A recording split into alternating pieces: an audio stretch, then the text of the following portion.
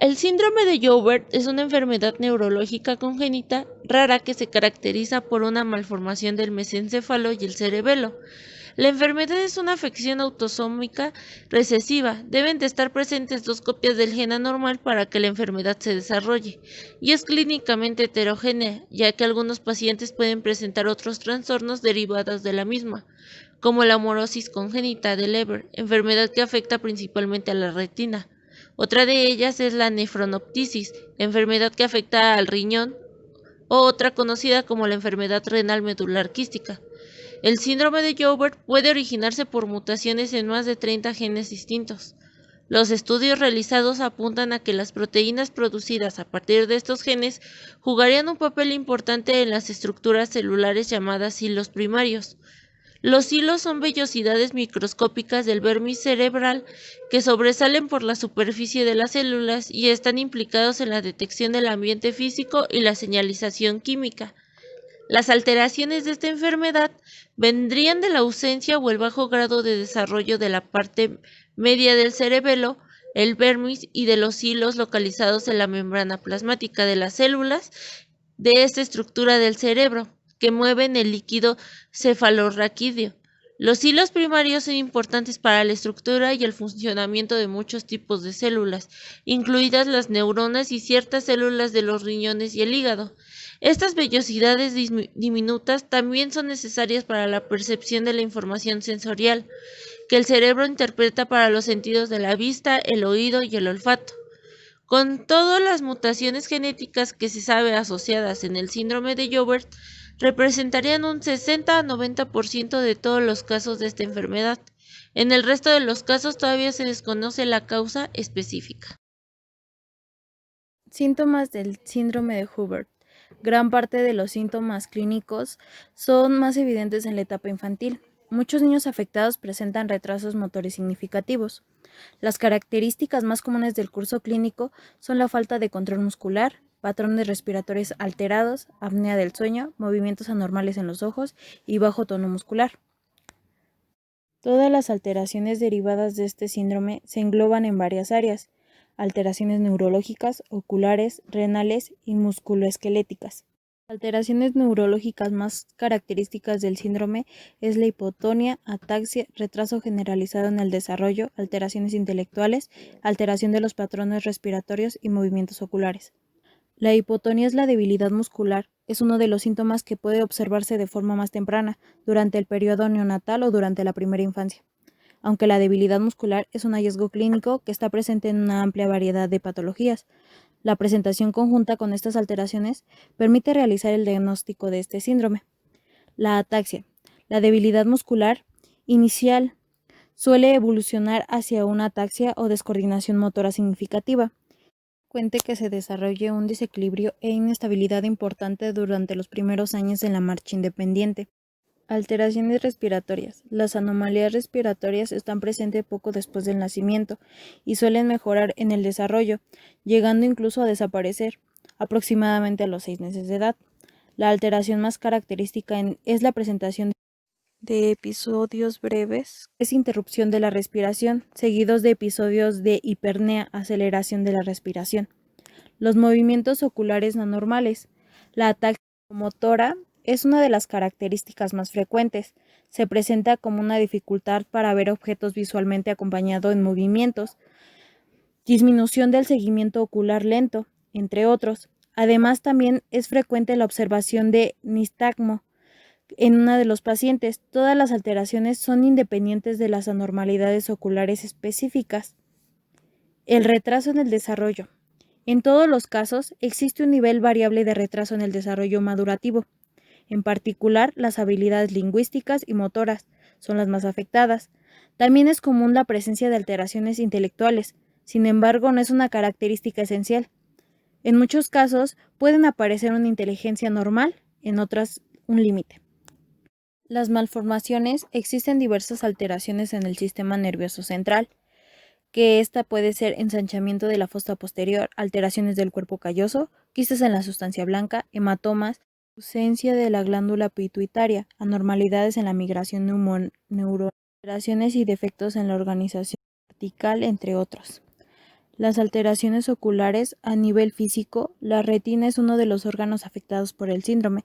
Las alteraciones de este órgano se presentan en forma de distrofia retinal, debido a una degeneración progresiva de las células encargadas de la fotorrecepción. A nivel clínico, las alteraciones oculares pueden variar desde una ceguera retiniana congénita a una degeneración progresiva de la retina. Las alteraciones renales son las patologías relacionadas con la función renal afectada, a más de un 25% de los afectados del síndrome. Las alteraciones renales pueden permanecer asintomáticas durante varios años o comienzan a manifestarse con signos inespecíficos, hasta que presentan una insuficiencia renal aguda o crónica.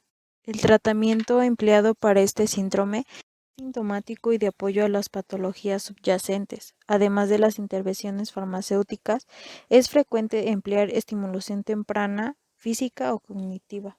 Cuando las alteraciones respiratorias son significativas, sobre todo en las fases iniciales de la vida, es necesario que se monitoree la función respiratoria.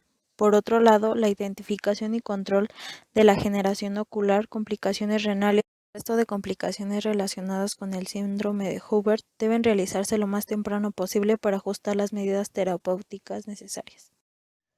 Calidad de vida. Las familias que conviven con personas que tienen esta extraña enfermedad lo hacen de una manera muy parecida a las que conviven con personas que tienen síndrome de Down o autismo, ya que estas enfermedades tienen un gran parecido. Las personas que tienen el síndrome de Hubert tratan de integrarse a la sociedad, pero lo hacen de una manera muy lenta, ya que no se conoce mucho sobre este síndrome, el cual presenta afecciones tanto físicas como mentales, trastornos respiratorios, movimientos incontrolables en ojos, afecciones motrices, macrocefalia o microcefalia. El síndrome de Hubert no tiene cura, así que la calidad de vida para estas personas no es muy buena, ya que no se conoce mucho sobre esta enfermedad. En cuanto a la esperanza de vida, no hay un dato exacto por la escasa información, pero tomando en cuenta la esperanza de vida del autismo o el síndrome de Down, tendría que ser muy cercano o menor a 30 años de vida.